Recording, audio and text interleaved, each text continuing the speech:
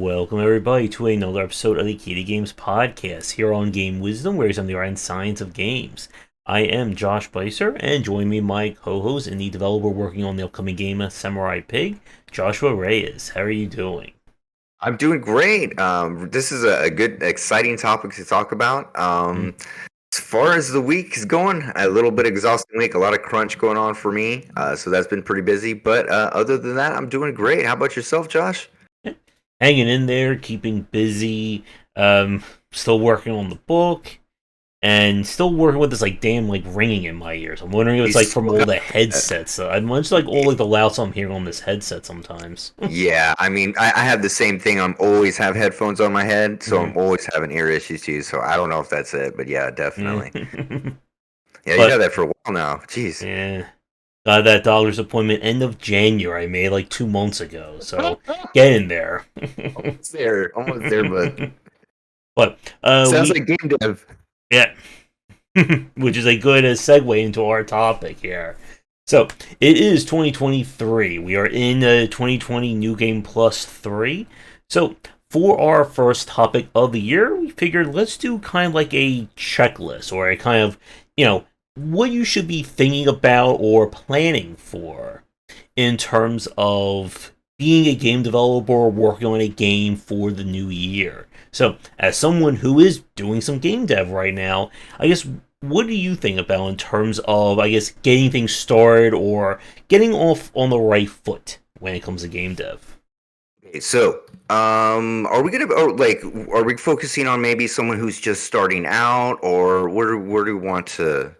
Let's start with starting out, newcomer tips, and then we'll work our way into kind of more established. So basically, if you're a newcomer to this, and this is a very deep field, and what you want to start focusing on is, okay, first, what you want to study, what games am I going to study, what am I going to study, and then what facets of game develop am I going to study, right? And from then you're going to want to make a plan. So, and you're going to want to make a plan and decide, okay, what do I need to accomplish? And then the end goal would be to publish something. So, those things together would be okay, maybe a genre or something simple, platformer or something you like. Get that published. The main thing is you want to go through the rigmarole, I guess we could say, the whole thing. And so that way you can understand what it is. Because if you haven't even started yet, sometimes you don't even know the questions to ask. You don't even know where to go until you've been down that road. And, so basically just getting started and getting the first foot started and definitely committing yourself to it. What I would recommend too also is, if you're get into this and you were getting into game dev, is to put your goals out, the goals that you have, and put them out publicly, right? You know what I mean? You should be out there, social media wise, say, hey, I'm going to be working on this, or I'm going to be doing this. Tell your wife, tell your friends, make yourself accountable in some way other than yourself. Because sometimes some people have issues with keeping themselves accountable. And so when you have other people aware of what you're doing and what you're saying, say, look, I'm going to be studying this game design. I'm going to be working on this for this many months, and this is a plan. So that way everybody's aware, and that way people can keep you, compliant, I guess. Yep, and I think for a lot of people when they're first starting out, that idea of I can make literally anything is very overwhelming. Because no one's thinking about, oh, I want to make a game that, the blue plumber walks from left to right, and that's my whole game project. Right. They're thinking, I want to make the next Doom. I want to make the next No Man's Sky, the next Undertale, Stardew Valley. Whatever game I just played 20 minutes ago, that's going to be my first game project. Yeah. I think Seth, the podcast we were recording yesterday, said, you want to have at least 5 games under your belt before you consider something really large. And the thing is, it takes a lot of reps and a lot of like you have to go through it a lot, many times Mhm. to finally say, okay, now I'm ready. Now I have the cachet, I have the clout, I know the right people, and we can finally make this next Doom. We can finally make the game that I want. But before that, you've got to start really, really small, right? Mhm. And that's the key. And I've been pushing this. So I pushed this last year. I'm going to be pushing this more this year. I'm actually going to be doing it myself. It's one of my goals. Is for quicker turnaround and quicker publishing of games, right? Like we can definitely get games published in a quicker time as indies because we're so nimble. And I think that if you do that more often, you will just get better, right? And so definitely like getting more game published. So instead of spending an entire year maybe publishing one kind of whatever your first game, you could have published 3 games or maybe 4 games or something like that. Really Mhm. small, very small games, maybe 3 months, something like that. Say, okay, I'm going to take 3 months. I'm going to make a Pac-Man clone and publish it. And I'm going to make and then do something cool to it. Don't just make a Mhm. clone, but I'm going to make something really simple and do that and keep it condensed. And because you talked about the thing is I can make anything, but there's also the blank sheet syndrome that you're immediately going to run into once you open up the editor. Because once you open up Unity or you're going to open up Unreal and you're going to see I can make anything, but there's nothing here. Yep. Again, they haven't implemented the do game design button yet Not in yet. Unity. I'm waiting on it. And to the point that you said a few minutes ago about not knowing the right questions to ask.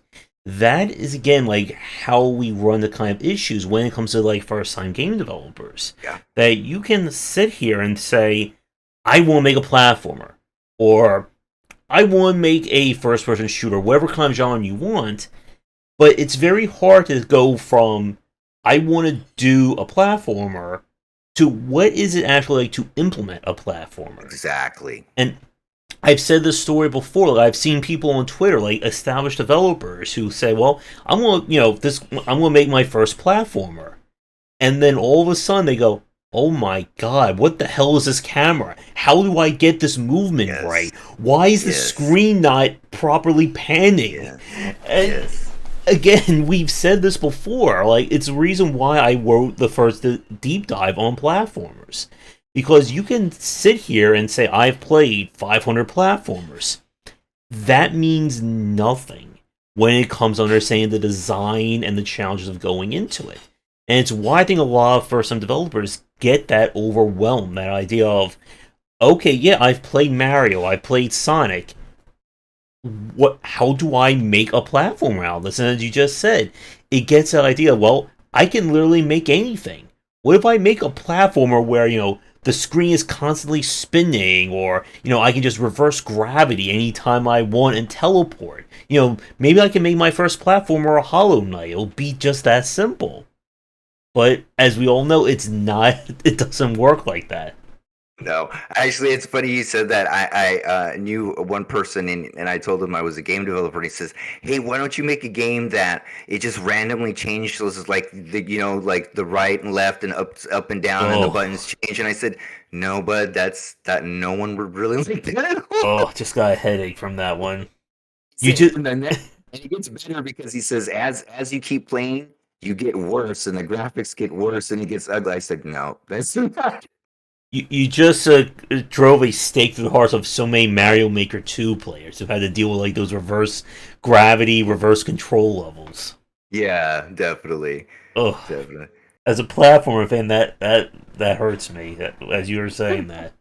But yeah, so it's like, okay, so when the rubber meets the road, what do you do? So let's see, because platformers is we're not going to say the simplest one, but it's the most understood formula, uh, game design wise, right? So a lot of like the things such as character controllers and like physics and Kaido time, those things are already figured out for you. So there's not a lot of stuff that you really have to figure out completely.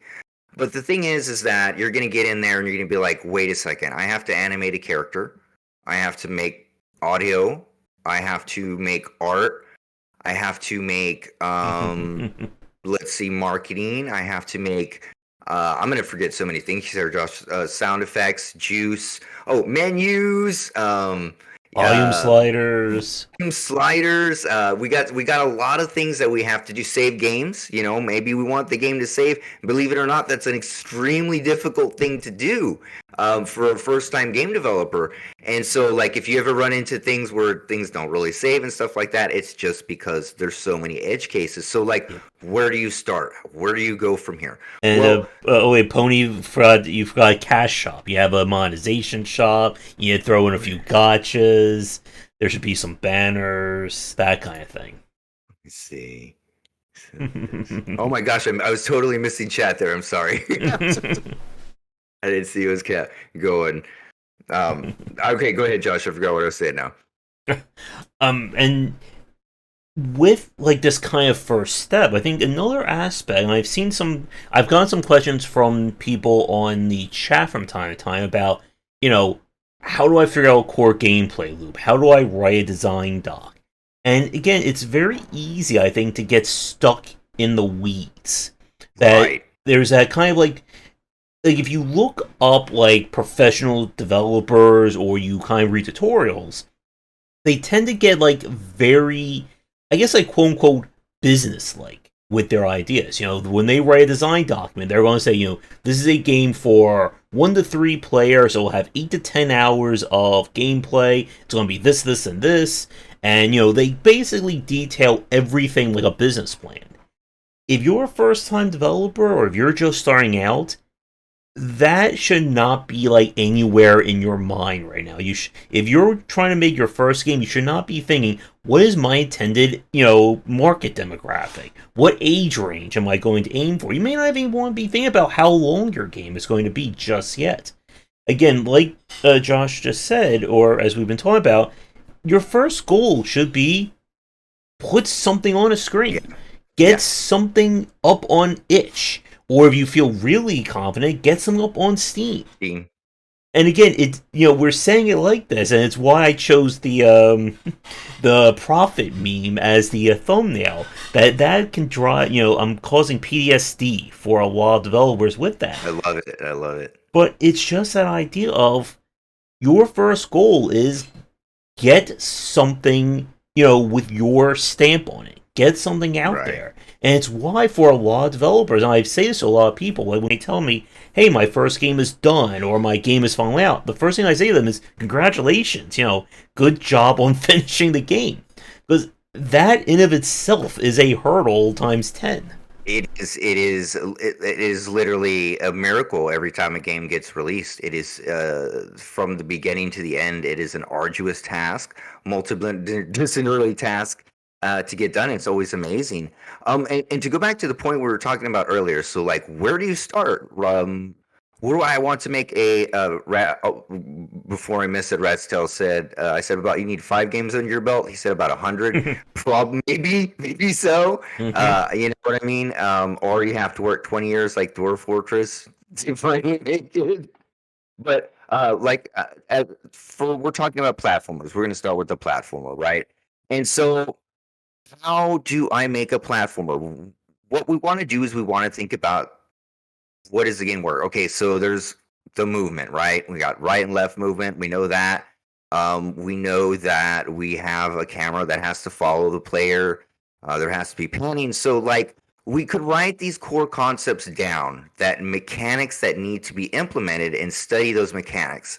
And then you can implement each of those mechanics separately, like in a fresh project, right? You can just do one. Okay, I got the character moving back and forth, and another one. I got the camera working, and then finally get it all together, and then you have a platformer. Breaking it down, the things that you need to get done is the hardest part. And like, you don't immediately end up with like a full inventory system. It starts from the very, very, very, very start, where you're making this is an item. This is how an item is collected. This is how an item is stored. How many items can we store? Does it make a noise when you open up the inventory? Does it go bzzz when you open up the inventory thing? All those decisions need to be made. and basically, yeah, like that, and tiny things like that make or break the game. Exactly. For those of you who remember that one platform I played where the main character, every time you would jump, went Haku, Haku, and you hear that every 3 seconds in your ear, and then your ears start to bleed after like 5 minutes of playing the game. Here's a pro tip: if you're a game developer, right? We're talking about just starting out, and you have a sound. You only have one sound, and it's only haku haku. There's something you can do. You can change the pitch or the modulation just a little bit, so that every time it'll be like haku, and the next time it'll be like haku, and the Mm-hmm. next one So it's not haku, just the like that. same thing over and over. So Because you can kind of change it, and it'll help instead of, but if you play it the exact same way, that is like ear destruction yes, immediately. and I think Rats made some really good comments in chat there. The first one about found that it takes a month of work to make 15 minutes of Yeah, gameplay, and yeah. again, like here's I I think would what. Go ahead. I would think that's an understatement. But Mhm. go ahead, what you're saying, Josh. But like, if you ask any developer about like the amount of work they do in a game, the amount of work that it takes you is never one to one with what's in the game. No, If not you even think that it close. takes, an 80 to 100 hour RPG takes 100 hours to design, I am, I have some very horrible news for you. I want see now, Josh. This is something we have to go. We have to go start researching devs and ask them how long did you spend Mhm. on this game, and then we take the gameplay time, and then we'll see what the ratio is on average. And it'd be such a sad metric to look at. Yeah, that would be, we would be causing a lot of developers depression if we did that. Depression wisdom. There we go. There's Yeah, the next series. Depression wisdom. We'll do it on mental health month. Yeah, exactly. That'll be the perfect topic for it. Uh, Oh, geez. and the other thing Ratio was saying about how gravity works. How long do you stay up in the air? What is Yes. the actual jump acceleration? What about the fall acceleration or deceleration? Hmm. These are little things. Again, I should say little with some air quotes there about what makes a good platformer. And like we said, we're just talking about platforming at this moment. We're not even, every genre is its own nightmare of Yeah. UI UX. And I think what I just said there, UI UX, that is another thing as a new developer. The sooner you start thinking about that, the better it's going to be for your games and for your game dev process. Yeah. On my gravestone, it's going to say make your menu first before anything else. Mine will be Um, volume sliders, I guess. yes, volume sliders. Oh, thank you, Johnny Boy. Yeah, he has the best. Josh has the best ones. Or Johnny 60Y. It could just be. But again, these are very. The idea of UI UX, I think that is one of the things for new developers and students that they probably struggle with the most because this is when it gets to being outside your own perspective. Yeah. Again, we can, the two of us, everyone in chat, we can sit here and dream up our game design concepts. I can stop this entire stream right now and I can close my eyes and just ramble about a game idea for the next 2 hours. But again, in my head, the game works perfectly. All the menus are perfect. There's no bugs. It's wonderful up in there. When you put that to code, when you show that to someone, is a far different experience. And it's why, for a lot of developers, I think they get that kind of shell shock when you show your game to someone for the first time and they just immediately find every Every single single. issue, every pain point. They're the ones, again, you give me a student game, I will cause it to crash on stream at least 95% of the time. Sure. And again, like it's kind of like that sense of, what the hell did they do? It works for me. How does it fail when I put it in front of the consumer? Yeah, just those edge cases are so hard to keep track of. I mean, and that's one of the mysteries and joys of game development is that Yeah, you need It's some just air quotes around Joyce right there. the mysteries and joys of game dev. Yeah, basically. Hmm. And when you're trying to start off like this, you need to be, again, considering what can I actually make? And this is something that we brought up on a previous show. Again, you can sit here and dream up whatever super high level concept you can imagine. But at the end of the day, if your skill set, let's say, is only limited to making a character walk left to right, or maybe the only thing you're really good at right now is just doing that with your character, you're going to have to simplify. And again, it's that kind of that artist dilemma when it comes to game dev. If I can literally do anything and everything I want, why don't I start my platformer with 27 different kinds of jumps and, 18 kinds of movement tech in the air? And to your point earlier, and the controls should just randomly swap, and the UI should just keep flashing. And oh, I played a 3D game like that where like the UI was like it looked like all clip art, and it was like one thing in the corner is like flashing for like every second as I was trying to play it. I'm just sitting there going, what did I do to myself to punish myself to play this? Who did I piss off to have this happen to me? What's my karma level, man? Yeah, exactly. To Pony's point, it might be cliche, but it's important to think in the head of the player when making a game. Consider that they're going to be trying to break your game. One of the things I highly recommend, and I mean like play like that Oblivion player that's jumping on a table trying to get all the physics to crash. And when you're playing your game, don't you definitely when this is you yourself when you're testing it.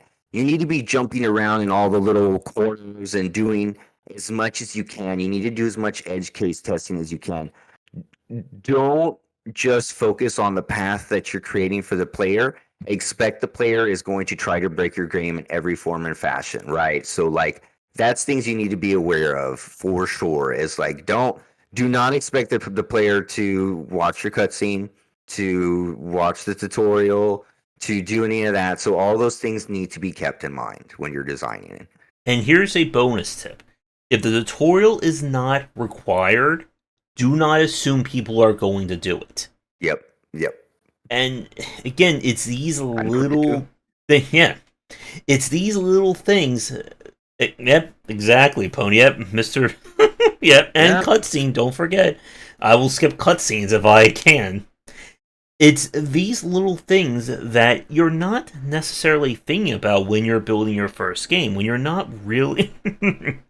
Yep, and the writers too. Don't forget that, Pony.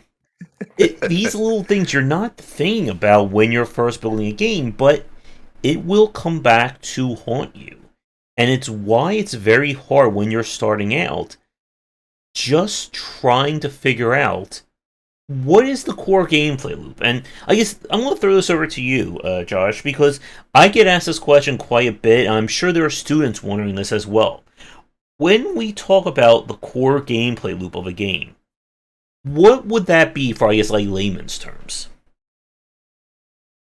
So the core gameplay loop is just basically what you're doing moment to moment. And so like a core gameplay loop would be in Mario, you jump on a character, you collect coins, and that's about it. It's just basically the loop that you're constantly doing in the game, and that's the majority of your gameplay. Mm-hmm. I think you could probably explain it better than me, Josh. Yep, I would say it is, again, what is the main mechanic or the main system of your game? What is 10 to 20 seconds of your gameplay going to be like? Yeah. And again, if you're someone brand new starting this out, I'm not expecting you to give me a dissertation. You don't need to write a 3,000 word description of what 5 seconds of your game is going to be like. But you should be able to walk up to someone and say, okay, my game is this. This is what you do. You run and jump. You spin on tops. You cook. You do driving. And again, you have to be able to think about your game in this most simplistic term. Because if you can't explain to someone what they're going to be doing in the game, how are they going to figure it out? And more importantly, how are you going to design a game if you know what the gameplay is? Exactly. Energy to regen. Yeah. Let's see. Exactly, Pony. I think it was Chris who said it. Chris, yeah, gains wisdom for sure. Okay, so where are we at now? We were talking about core gameplay loop, and I guess kind of like where you're going to, how you're getting started, like Right. from there. Okay, so let's just say okay, all right. So we got you got a platformer going. You're moving. You got basic stuff going. You're understanding coyote time and understanding it's basically going. So I guess where would we go from here, right? And I think it's like during that time when you're making the game, you need to be out there socially. So you need to be like promoting the game socially, because even if it's your first game, right? It like I recommend this to all devs. Like it doesn't matter like when you're first working on your game, post everything that you're working on, because you'll get critique and you'll get ideas. People will see things that you don't notice, right? So you could I don't know, write an essay and go over and edit it yourself 1,000 times. But if someone else went over it, they would say, "Hey, you missed some punctuation here, and you missed this, that, you missed here something here." And it's just when you're in the forest, like you will miss things. And so it's really important to have others look over it. So that's why getting your work out there and not being afraid. Like, don't be afraid. This is your first game that you're working on. Everybody will know. You can literally say, "This is my first game." People will be like, "Ah, great job. You're working on your first game." Post some stuff about it, right? Get it out there. Get an itch page out, and then get that game published, right? And basically go from there. Mm-hmm. And when you're in that kind of rough stage, when this is like a pre-alpha or a prototype build, don't be afraid to use like a code name or a project name, something that is not. Unknown. What was that? Be unknown game, untitled. I see people Yeah, just say untitled game prototype. You because know. one of the big things about SEO is that SEO will attach itself to the most oldest or the most viewed things when it Yeah. comes to when you're searching for Mario, uh, Doom, cooking advice, favorite cat, whatever. And if you're not careful, you may have that super prototype, none of the art is done as a very first listing for your game if someone searches for it. And it's Exactly. and again, this is again like its own topic, and we discussed this before. There is that point during a game's development where you kind of have to, let the cat out of the bag. That Yes. big reveal when it's time to show everyone your Steam store page, get wish lists, have a professional trailer. When, if you're on Twitter or any kind of social media, this is when you change your Twitter handle to, my name, wishlist, blah, blah, blah, blah, or have an official Twitter for your game. That is a major point. It is not, again, like if you're in the early stages of game dev or actually working on a game, you're not quite there yet. But PR and social media, that's something, again, we'll be discussing in the next few minutes as something that's going to come up down the line as you're working on your title. You. Okay.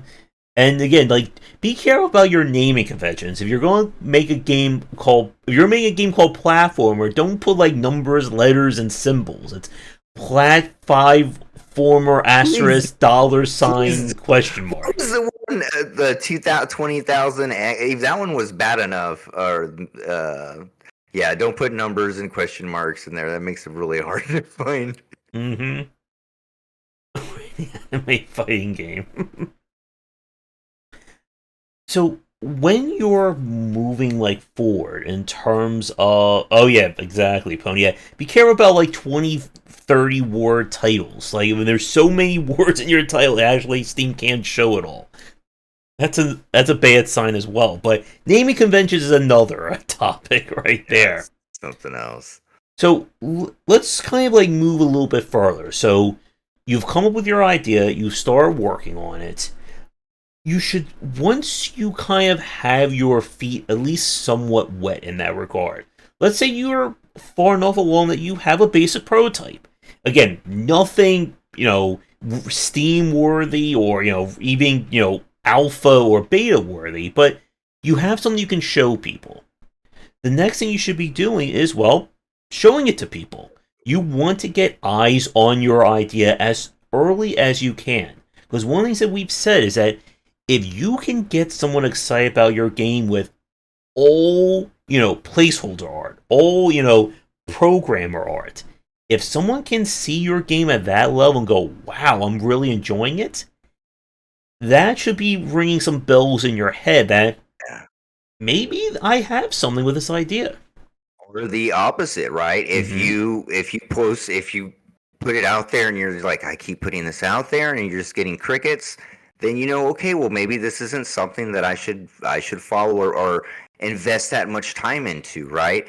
And so you can kind of use that to gauge as a way to gauge, what is the reaction that I'm getting for it? And then if you we're not saying that, like, I don't exactly like recommend that you're making a game and you're following a trend or anything like that, but whatever type of game you're making, the genre, you should be maybe following discords and streamers that are in there, and talk to people in those areas and go to discords and post screenshots and see what they think in there in those communities as well also. um, yes, Blazing Sun Eternal Romance V4, that was, oh my god, that was a good one. Yep, and again, there is a difference, or there's different tiers of getting impressions about your game. Showing to friends and family is different than showing it to other professionals or people in the industry, which is also very different from showing it to playtesters and Yes. consumers. And again, having your family and your friends love your game, it's a great first step, but you shouldn't treat that as, well, let's go all in for a 10-year game dev Yeah. cycle because my mother really liked my platformer. And then, as we said, we're just starting out, and so we want to keep the game development cycles short. I mean, like, you literally can, like, there's game jams exist, right? Like, you can get a game together pretty quick. It's not going to be super polished and super done, but you've gone through the process. And yeah, definitely. But don't. I really wouldn't take. The main thing is, like, the reception. You really need to base it off of is, what do my the professionals think about it, the current game devs around me, what do they think about it? Mm-hmm. And then also, what do the players and the consumers think about it? You know what I mean? Devs are going to point out completely different stuff than the consumers are going to point out, and then of course your mom is going to see something completely different than the consumer. So Mm-hmm. you need to put all of those together. And like we've said, like if you show to people and you get crickets, or everyone just Yeah. says this is horrible, this is stupid, quit, and all that, again, don't immediately pull the ripcord. You can. There is always a point where you have to kind of square that circle that the game isn't working. You can, of course, make tweaks, and so, there are a lot of games out there where very, again, quote unquote, simple tweaks, little changes, can do a whole lot. And I want to make this point very clear. If you show people a prototype or a early alpha or whatever, and everyone is complaining about X, do not show that game to anyone else until you fix Fix X. it. Yeah. Because if you're just showing, like, people don't want to play 50 different prototypes of your game with the same problem in 50 different builds. You may say to them, well, it's going to get fixed eventually. Don't focus on that. But again, you can't control the consumer. You can't even Yeah. control playtesters in that respect. They're going to It focus on that flashing UI. That's all they're going to see. And like we've said, it does not take a lot for someone to stop playing your game. I need to get back to doing my achievement and churn rate analysis videos. I need to kind of spruce that Oh, up interesting. Yeah. because I think that is a very useful service. And again, it's something you don't necessarily think about. Well, I enjoy my game. Why are people playing beyond 3 seconds? Why is no one getting past my tutorial? And if you make those changes, or if people are just, if it's still just not working, it may be okay to scrap that, or maybe just put it up as, a free project on itch. Get people more eyes on it. And again, you can learn from failure, just as you can learn a lot from just getting a game out there. Definitely. You're gonna learn more. You will Mm-hmm. definitely learn more from, like we've talked about before, when like some devs get lucky and their first game hits, they didn't really learn too much from that. When they might have learned how to create the game, but you learn a lot more from failure about the game dev. Well, I should have done this or I should have done that. So failure definitely teaches you. So get to that point as quick as you can. Fail fast. What is it? Fail quick, fail fast. Fail fast. Mm-hmm. Yeah. So fail fast, and definitely get that. If the game business, like Josh was saying, if you're working on the game and it's getting crickets, it doesn't seem to be working, then put it out there for free on itch. It's something on your portfolio. You have a Mm-hmm. little bit of clout, and then you've been through it before. You've actually published something. You have a notch in your belt there. So for sure. Mm-hmm. And again, as Joshua said, you have to learn something. You need to be able to say to someone, my first game is here. My second game is here. My third game is here. Because I've seen a lot of indie devs where it's, my first game is here. My second game is here. My third game is here. I'm My going fourth down. game is here. And then it's like, now my fifth game is here. Now Amazing. my sixth game is here. And this is not what people want to see. A lot of successful game dev, and this is probably like advanced for our topic here, is about building consumer trust. It's about getting to that point where I, as a developer, can say, hey, I'm working on this idea. It's just a crazy thought in my head, and you already have 50,000 people saying, I'm going to buy that game. Right. You have, the clout of a Kid Fox, Yeah. of Clay, of, again, like Dwarf Fortress right now. That is Jeez. something, it does not happen with one game. It Nope. doesn't even happen over 4 or 5 games. No. It is about having a consistent track record that people can say, Game 1 was amazing, Game 2 was phenomenal, Game 3 was awesome. I don't even care what Game 4 is going to be, I'm going to be interested in it.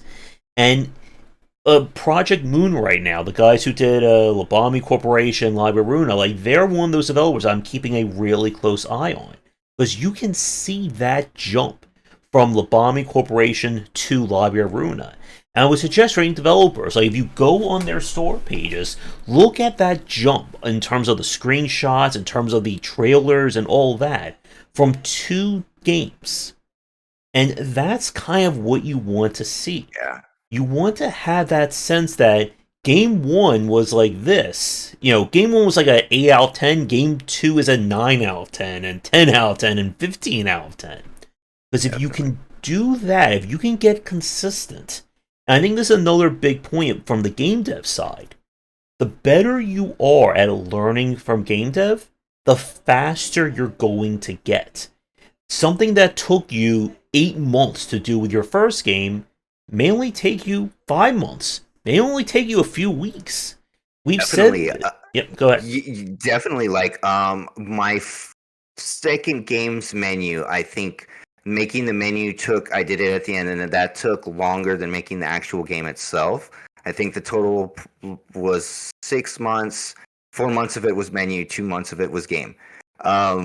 And now I can probably get a menu whipped up together in about less than a day, like a couple hours. You know what I mean? Like Yeah. it's like no problem. Like the menu's first thing I do, and and so the more you study, the better you get, and it's just the more games you do and the more you practice, you'll understand the different facets and the different things. And every genre, again, like we said, is its own nightmare. So please be careful about switching genres. You want to, like you're saying, you want to improve on what you're working on. So probably try and stay a little bit genre specific, or maybe like mechanic specific, because if you go from, I don't know, an FPS to a racing game, you're gonna have a hard time. Oh, that was another knife you just stabbed so many developers with. And yet, it's why, again, it's that kind of blank palette or blank canvas syndrome. Hey, I played a platformer.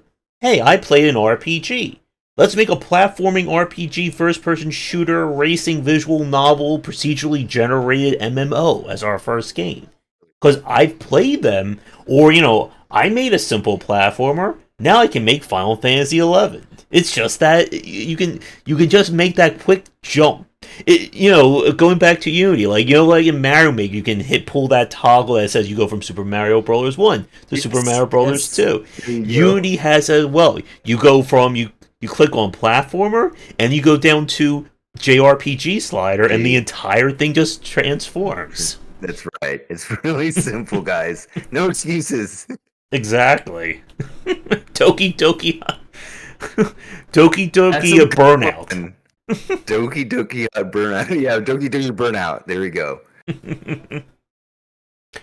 And yet, you should be improving. And again, like we said at the start, it's why your first game, your fifth game, your 10th game is probably not going to be that breakout success. We on our show we just did with Tombo and Seth the other night about Vampire Survivors, that people are going to dream about making their own Vampire Survivors. They're probably dreaming about right now. This game that came from nowhere, and I think it was either you or Seth that brought up that it only cost me like $2,000 to develop. Yeah. And when I read the facts, I was like, oh my gosh, I couldn't believe it. Yeah, his ROI on that game is insane. Everybody's jaws dropped. Yeah. And again, like we said, that is that indie dev dream. That you take an idea, super easy, or super low, or super high return on investment, and bam, you're done. But to get, to a Rat's Tail's comment earlier about kind of game dev time to actual gameplay ratio, it's very much that same thing. To get to that point where you are going to have the knowledge and the skill base to even make something that is as simple as Vampire Survivors, or as quality as a Super Mario Bros. Right. That is the point that's going to take a lot of time and development. Again, as a first time, or even just as an intro level developer, don't be worried that you're not making Super Mario World as your first game. Or even be worried about you making Tetris or Pong as your first game. Definitely. I definitely recommend making a Pong or a Tetris or a Space Invaders as your first game for sure. Just to understand the movement. Yep.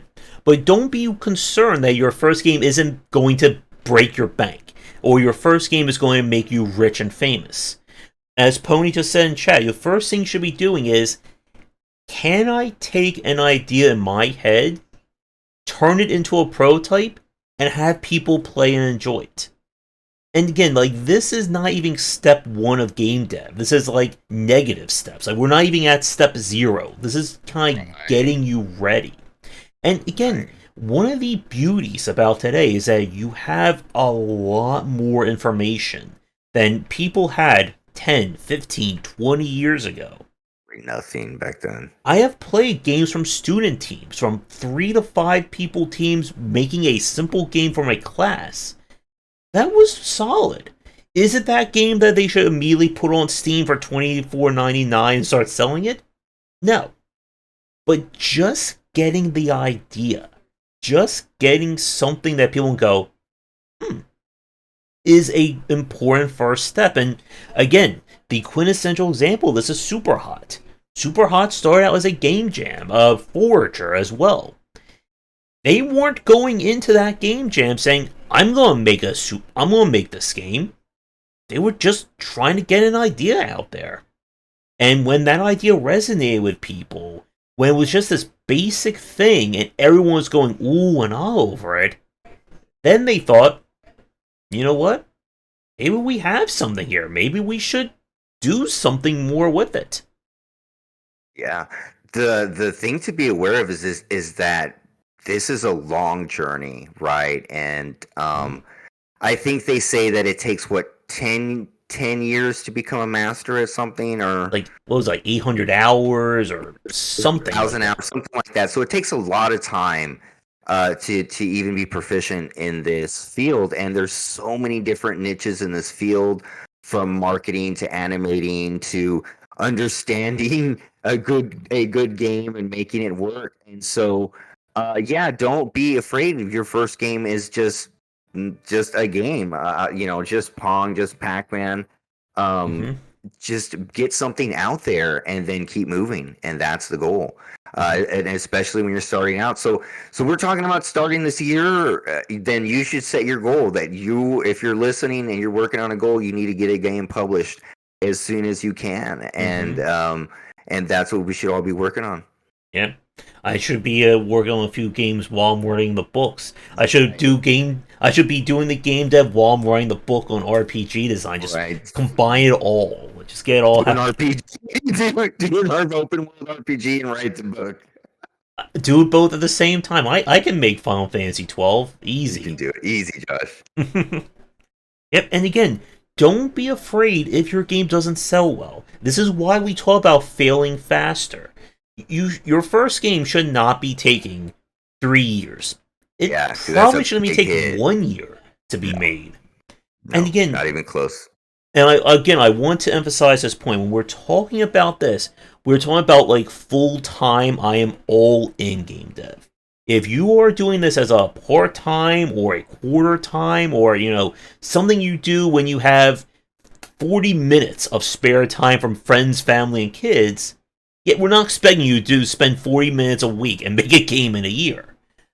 But when you are ready, as Josh said earlier, when you come out and say, I am going to focus on this game idea, that's when you should be getting serious. Yeah, definitely. And at that point, like we haven't talked about this yet, but you need to start implementing. You start to have some tools. Like you need to start implementing some tools. Like if you're getting into game dev, first thing first, I'm going to recommend looking at source control. And this is a big thing for game devs. If you're not aware of it, if you don't use it, please use source control, because if you lose work, it is very demotivating, and the ability to save and roll back your work is very important. Use something like a Kanban board. Use like Trello. Git Kraken. It's a free Kanban board. Use something to keep track of everything, because I explained it to my wife, I'm spinning a thousand plates at one time trying to keep the game going, and there's no way you can keep that all in your head. So you need to write everything down and have a plan. And even the simplest, easy game, that you're going to have everything written down. What do I still need to do on the menu? What do I still need to do to the character animation? What sounds are missing? What copyrights do I have? Do I have licenses for this? Uh, all of those things need to be written down. So definitely have some type of that. Keep track of your time, right? So like when you're working on your game, there's things like there's apps you can use. I recommend one called Toggle. And that one keeps track of your time, so you can say, okay, now I'm working on this game. Now I'm working, like we're saying we're working full time. You need to be keeping track of what you're doing, so that way you're aware of where you're actually spending your time. Are you spending it on YouTube, or are you actually working on the game? And so you need to also track that, because time is money, and the quicker you get the game out there, the more you can make off of it, right? Instead of, if it took you 3 years to make a game, you're going to make less out of it if you took you 1 year, right? So definitely, write everything down, plan, and make it consistent. Make everything consistent that you do. If you have like your social media, if you have your Discord, things like that, add consistency in your routines and your plans for your game development, and that will help you get to your goals. Hmm. And speaking about social media, I think that may be a good time to actually talk a little bit more Sure. about what does social media mean as you're working on game dev. Excuse me.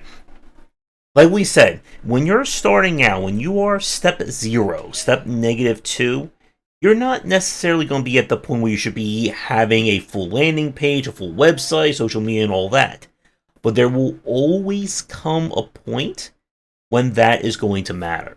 Like we've said, when you're at the point of kind of the soft release or the major announcement of your game, you should have at that point the store page done. You should have a trailer, obviously as professional as either you can make it or you hire someone. You want to have a press kit or a landing page. You want to be on at least, I would say, minimum waiting like 1 to 2 social media Yes. platforms. Yes, at least 1 to 2. Definitely. You need to be on a Twitter, on a Reddit, on Hmm. a TikTok. What else we got? Instagram. Instagram, Facebook. Mhm. You definitely need to be at least on 2 of them, at least. YouTube. You should have, again, as easy of a way for someone to contact you as you can make it. You should have that, again, do press kit, the free press kit kind of generator. That should be at bare minimum, attached to your website, to your landing page, wherever you want it. Yeah, You I should see how to contact you instantly, right? Like I should if I have to dig to contact a person, that's getting little. and I've seen this on a lot of Steam forums. Someone will ask, "How do I get in touch with the developer?" If that is on your Steam forum, you have failed in when Yes. it comes to social media. And Yes. this is unfortunately not a joke. There is one developer that people are saying, "Hey, Josh, you should try to get them on for a podcast." I tried their publisher. The publisher said, "Well, we're not working with them anymore." I tried emailing them. I got no response. I went on Twitter. Couldn't send them a message. I tweeted at them. Got nothing. I went to their Discord and asked. Got no response there. Jeez. Again, at some point, yeah, exactly, Pony. Try harder, get good at social media. Good. At some point, people are not going to chase you down. Yeah. And this is again when we see that kind of disconnect. When developers are like, well, why is no one reaching out to me? Why is no one getting in touch? Well, did you make it easy? Did you send emails?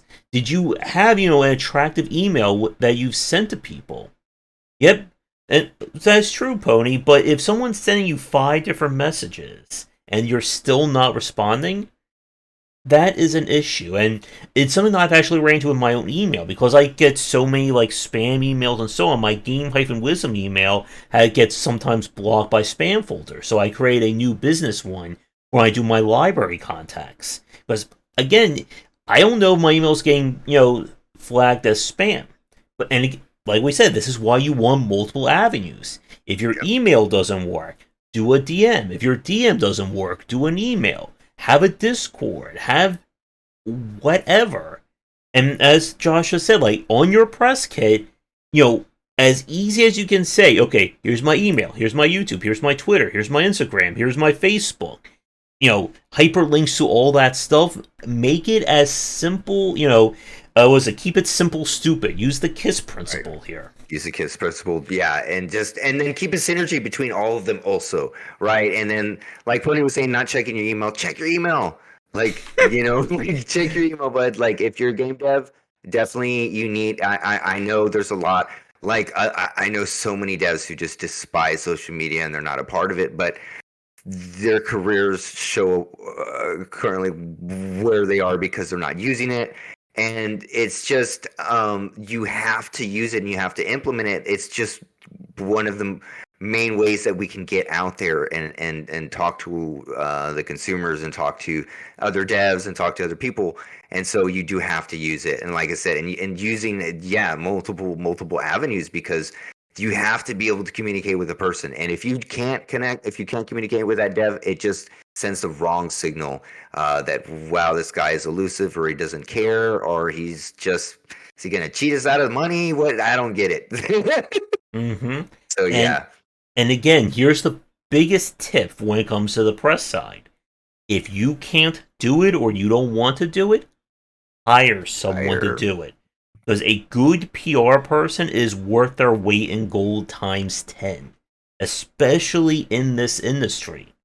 You want someone who can do that stuff, who can reach out to developers, who knows how to write a good email introduction, who knows how to, properly format images and build an attractive press page, who's going to answer all those questions on Twitter and Discord and whatever.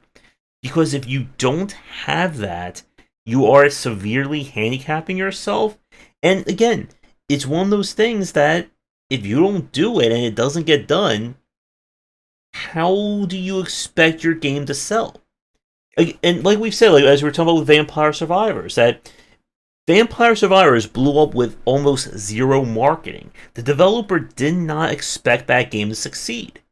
But when it started to succeed, he or who, I don't know who they are, but they got big on that. They started making better trailers. They started doing more marketing. But you need to have that stuff done. Because if you don't have it, you're never going to be able to grow outside your own little circle. And I've seen plenty of games on itch where there is no contact information. There is no social media. Like, I can't even send the developer a message to let them know, hey, I liked your game. Or I made a video to cover it. And you may say, well, just leave them a message on itch. Again, if itch is not the platform that someone uses for their social media, you gotta make it as simple as you can for people to cover your game. Yeah, definitely. Every avenue should be available and open for them to use. Because yeah, I mean, like if they're only commenting on Twitch, I mean on itch, I mean I don't see too much interaction on itch actually in the comment section from devs. Mm-hmm. So which you should do more of. So let's see. We're almost at an hour, and I think maybe another 15 minutes. I think we have of topics. What do you think? Yeah, I guess so. Because again, like we can rant and rave about a lot of this stuff for sure, but we've talked about the intro. We talked about getting started. We talked about social media. Once you're at the point, let's talk a bit more about once you're not so much established, but you let the news out. People know about you. They know you're working on a game. They know what it is that your plan is. Where do you go? How do you capitalize on that information? And like we've said, constant communication is key. This is the other thing. Like Josh was just saying, like developers don't like social media. They do not like doing constant updates. They don't like having to write a news piece every 2 days, every 7 days. Some developers may only do an update once every 2 months, maybe once a year if you're lucky. And I want to make this point very clear. Some developers will do this when they have clout, or if their game is already blowing up. It's not a good practice to have, whether you are a first-time developer or you are 60 games in. You are at that level of a Dwarf Fortress or a Kid Fox or whatever. You want to get into the practice of having good updates to let people know, hey, we did this week, or we're going to be working on this for a release in 2 months, but we're going to be posting weekly bits or once a month. Get in the habit of getting into a routine. And to Josh's point about being organized, this is where that organization comes from. That idea that, hey, maybe we should meet every week. Or we should have a note keeping or a task list online that we can keep track of. Hey, so and so needs to make this art, and we still need to finish these sound effects, and someone needs to still, reach out to YouTubers. Because if this stuff doesn't get done, your game doesn't get done. Yeah, exactly. So basically, we're talking about where do we go from what we're already. You've already announced the game. You're kind of like at the point where you're now trying to get people excited. You have the official name. You have a landing page. How do you? I guess this would be kind of like getting to the finish line in a sense. Right. Okay. So like Okay, so here's a real important point, and I actually brought we on the Vampire Survivors keep bringing this up, but one of the main things is that this is the content creation era, right? Like people want content. What is going on? What do you have to say? And they constantly want to hear like you post a video every single day, more than once. Like the biggest YouTubers post daily, right? So that the more that you're communicating and the more that you're talking, that's the more that you're popping up on search engines. Steam's going to put you up there. Someone's going to cover you.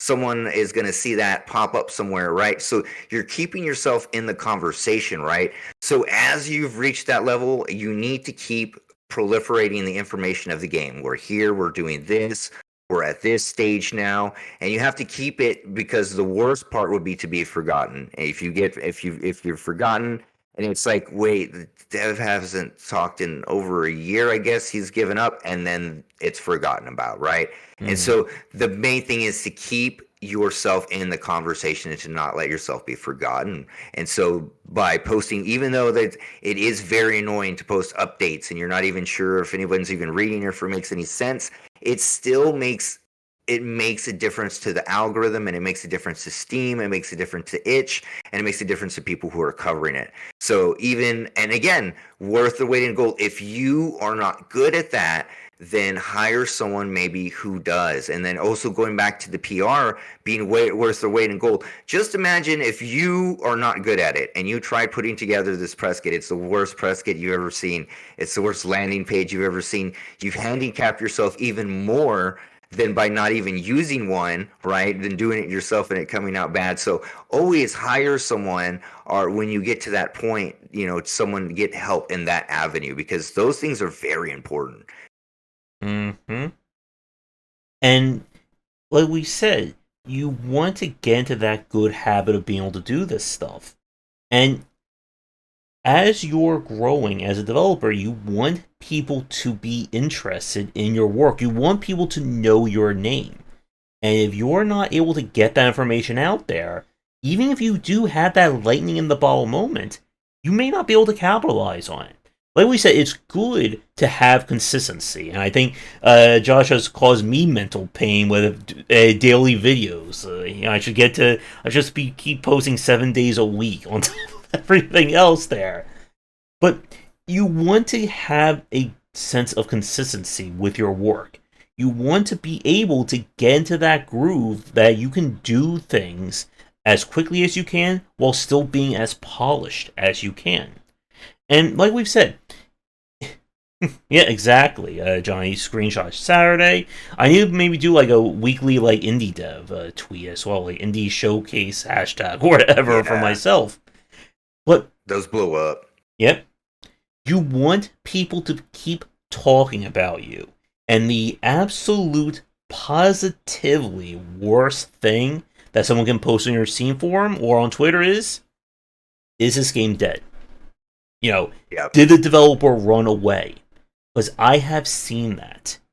And even if it's from a game that people are excited about, and this is another important point, and it's another very, knife in the chest one, you're only as popular as your last hit. You're only as recognized as your last tweet, your last news bit, your whatever. Because we've seen, how many Steam pages have we seen, developer posts an update October of 2021. Next update, June of 2022. This is the kind of stuff that people notice. And consumers are getting far more aware when someone is not keeping up, when they're just disappearing. And it's how we've seen games go from, positive to mixed to now negative. Because if people don't think that you're doing a good job, they're not going to support you. And I've seen games, that World of Horror game that I'm really excited about, that unfortunately the developer did kind of like the worst things in terms of just disappearing. And you can argue if they have, major issues, family problems, yes, those things are important. But if you're trying to run a business, again, if you can't do this stuff physically or mentally, get someone to do it. Even if it is for, let's say, you have to go away for 6 months, a year. Hire someone in that time to keep your social media going, to keep making posts, let people know what's going on. You don't want people to think that you've disappeared. Exactly, Josh. Good, excellent point. And let's not forget, like you brought up, if you can't handle this mentally or physically, this is a very demanding type of profession. So make sure you make sure you get your sleep, make sure your nutrition, make sure you exercise, get up and walk. Make sure you drink your water, make sure you hydrate, and take care of your mind. Because you can find yourself really getting down and really getting trapped alone in a room programming and not really what happening and watching what's going on to the world. So definitely be aware of that, especially if you're taking your first steps into it and you can really fall down the rabbit hole and not pay attention. So that is just something also to keep in mind. Make sure to take care of yourself, because I see that so often. Devs are like, I gotta take a mental break. I'm burnt out. I'm this or that. So try your best not to get to that point. Don't burn yourself out. We are not saving lives. We're just making people happy. So you don't have to kill yourself in order to do that. And I think that most consumers would be happy if you didn't kill yourself so you can make another game. And this is where, like, once you start getting to the more serious side game dev, this is where having other people on your team can come in to help you, who can take some of that slack off, to allow you that time to rest and recover. I forget what that study is. At some point, like, if you just keep working, even if you're still doing stuff, your productivity just goes downhill. Yeah, completely. I can't remember it either, but it's just like, yeah, just nothing. You're absolutely almost negative. It's almost negative progress. Yep. And again, what's that expression? It's a sprint, non-marathon, or That's whatever right. it is when it comes to... It's a marathon, not a sprint. Yeah, thank you. When it comes to game dev, your goal is to get a game done. Your goal isn't to kill yourself to get a game done. Yeah, and I don't know where this culture comes from, but I notice a lot. They're like, yeah, I'm gonna eat ramen noodles and not sleep and just code forever and get this game done. And that's not the way. That's not sustainable and that's not healthy. And it's not going to get you where you need to be. And if you want to keep doing this for a long term, then you got to take care of yourself. And that's really important because. It shows. It will also show in your game. You know what I mean? Like, it'll show. The person disappears from social media. They're not updating. The game just doesn't seem right, and it's because that person might have been in a really bad mental place, trying to get their dream done. When instead they're crushing their dreams. Anyway, getting dark, but let's go. There we go. And you want to be able to keep growing and improving. Again, like long-term game dev, either we have that top. I think we did talk about that previously, or it may be on an upcoming. I think it was a previous one then. But again, that is beyond the scope of our episode today. But it is something you have to be aware of. The idea of what are you going to be doing 5 years from now, 10 years from now, and one, you want to be growing. And two, you want to still have enough money to keep your studio afloat. And again, it's why talks like when Jake Burkett has his discussions are very important. Jeff Vogue and so on. Because if you're not able to keep going, you're not going to be able to make any game at that point. Yeah, exactly. Yeah, Jay, definitely recommend. If you haven't listened to a talk, listen to one of Jake Burkett's talk about that for longevity, and game dev. It's probably one of the better talks out there. So I think with that, do we have? We talked about. I guess one final section should probably be like when you're at launch point, what you should be doing when you have your finished game. Because I think this is again like the crossing the finish line point. So we've spent the last a little over an hour. You've gone from crazy idea in your head. You've done social media. You now have a game ready to launch.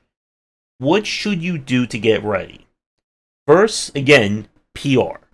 At PR. this point, if your game is close to done, like if you can actually say, my game will be done 2 months from now, 3 weeks from now, whenever, if you can say that it's concretely ready, now, probably even just before that, it's time for the marketing push.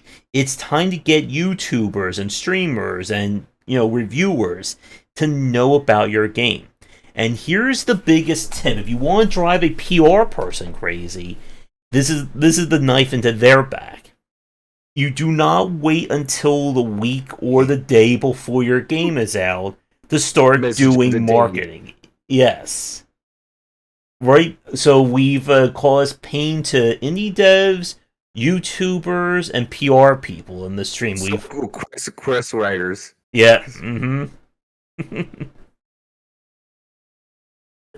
Yeah.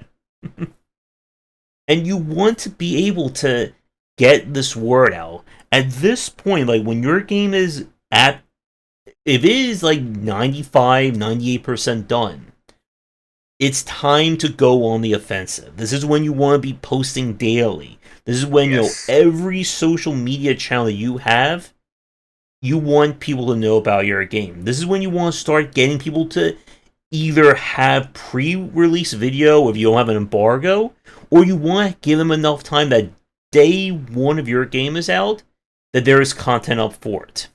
Yeah, definitely. I don't know, 3 weeks, you could literally be doing a tweet every day. Game's going to be released in a week. It's going to be released in these many days. Here's a screenshot of my character. Here's a screenshot of another character. Here's a background I made.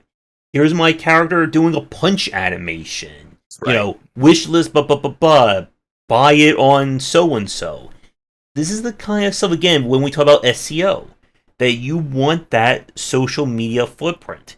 You want on day one that if someone types in your game's name, they find it immediately. They find your latest tweet. They find a video by a YouTuber. They just immediately go to your store page. What do you think pops up the best for SEO? I found that Twitter hashtags are usually some of the best SEOs. Like when you're searching for stuff, what have you found the best hits with? Yeah, I think hashtags are useful. You want to, again, have on your store page what your Twitter handles if you do use Twitter. You want to make sure that on day one there is stuff about your game that's easily accessible. Because there are some games that I type their name in on Google, and the actual game may be like 15, 20 listings down, which it might as well not be even in existence at that point. Yeah, definitely. Yeah, but for sure, the more you're posting, and the more you're posting with anything, with hashtags and things like that, those come up on the SEO immediately. And the sad thing is if it's way down on the list, but you always want to make sure that if you search for your game, it's at the top. If not, you need to do something about that, because that's very important when people search for the name of your game. And if it's not number one, it like you said, it kind of doesn't even exist, Josh. Yeah. And here's that other point. When we talk about the heavy marketing phase, no matter what anyone tells you, marketing is not a 4-letter word. There are developers out there who will insist that marketing is evil, that, you're selling out, don't do any marketing, who cares? Do not listen to them. You want people to enjoy the game. You're just trying to get people not a product for them to have fun. You're not trying to swindle people out of their money, right? So it's not a dirty word. It's just a way to get your product in front of eyes. It's just there's different ways to market. You're comfortable with one way or not, but it's not as hard as it seems. There's so many ways that you can do it. So. So anything else? So the game is out, you've done marketing, and at some point you should be thinking about what your next game is going to be. Again, it shouldn't be day one of your last game being out, but you should be having at least some idea as to what you want to do next. And this is, again, how you get into this routine. Because a studio is not built off of just one game. No. even again like a Vampire Survivor or a Minecraft or a Factorio, you want to be thinking about what is next for you as a company, as a studio. And again, like for this video or this stream, that is probably too advanced, like in terms of like a getting starting checklist. But these are the things that you'll start to get into the habit of doing. And like we said, if your first game takes a year, maybe your next game takes 8 months, 6 months. And we're not, again, talking about going from making Pong to Doom Eternal. We're talking about maybe going from Pong to Space Invaders, to Tetris, to then maybe Super Mario Brothers 1. And keep growing.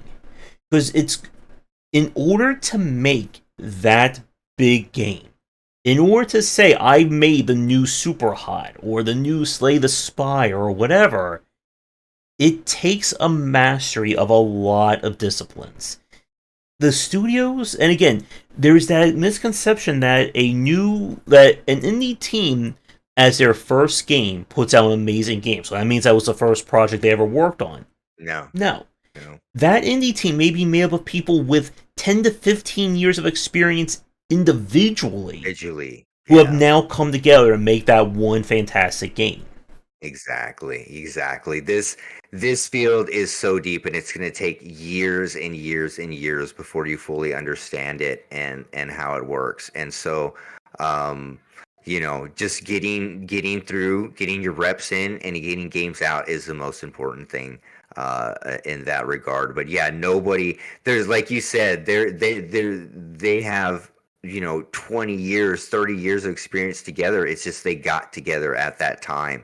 But nobody's really, it's almost impossible to just come out and your first game be that good. It's a very difficult multidisciplinary field to be in. Yeah. And again, like as we talked about with the Game Awards, like their best debut indie was like from a team of all professionals. I want to see Best Student Game Award. Maybe I should add that to my list for next year. It's too late to do for 2022, people. But maybe for 2023. And again, your first game, do not be thinking you should be quitting your job. I just finished my, Tetris clone. I'm going to Hollywood next, or I'm going to be bought by Nintendo or Electronic Arts from that. Right. Yeah, it's a very slow process. So no, that's not happening. Yep, exactly, Pony. All right. I can't think of anything else for a checklist. Anything from you? I think that's about it. I think we've been over everything from the start to the finish there, Josh. All right. So I think we'll wrap things up for the show this week. We'll need to figure out what our next topic will be. And again, if you have suggestions for topics for us to cover for the future, let us know here. Let us know on the Discord and all that as well. Excellent. Yeah. And as always, you get Josh's books. Join the Game Wisdom Discord so we can learn the art and science of games. Follow me on Twitter, Wishlist Samurai Pig, and if you need consulting work done for an Unreal Engine game, you can DM me and message me, Josh. Mm-hmm. And if you want me to play test the game, provide you with some design help, I'm opening things up for more advising and consulting along those lines. So, again, like, subscribe, comment, check out Josh's game down below, his links, my links, everyone's links. We will be back next Saturday around 5 p.m. ET for the next show. And I will be hopefully finishing off my 2022 Games of the Year list at some point and get back to some of my other content. And we got a lot more roundtables and discussions coming up as well. So, again, everyone, thank you for tuning in. Come back for the discussions on game design here and on Game Wisdom, where you send the art and science of games. Until our next show, have a great week.